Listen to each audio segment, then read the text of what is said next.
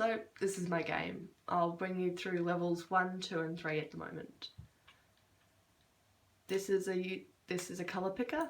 You can change the colour of the background using it, and the shade here, and these are the amount of red, green and blue in the image. Level 1. Name this castle colour.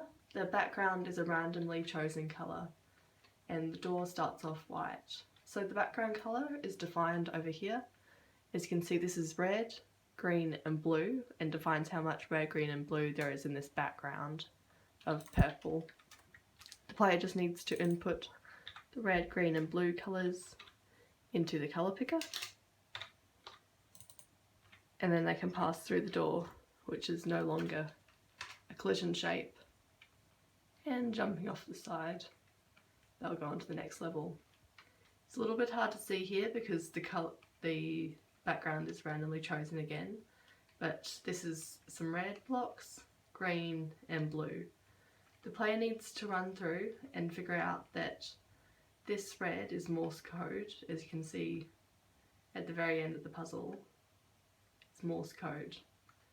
So the red refers to the numbers. This is a 1, and then this red over here is a 2, and this red here is another 1.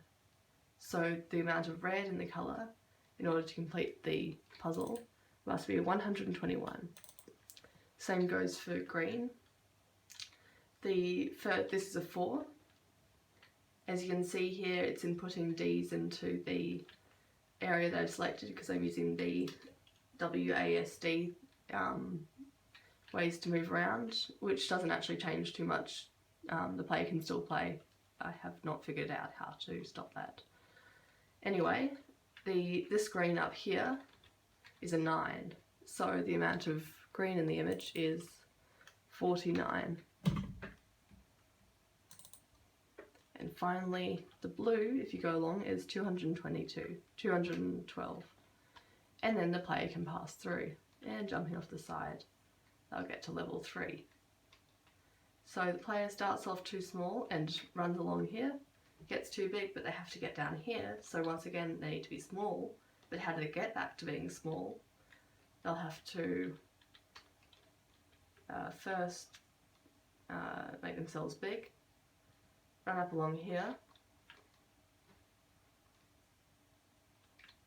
As you can see, the time is also going because I assume that people will spend the longest on this level and want to up the pressure, I guess. So the player has to carefully get through here in order to get down to the finish line.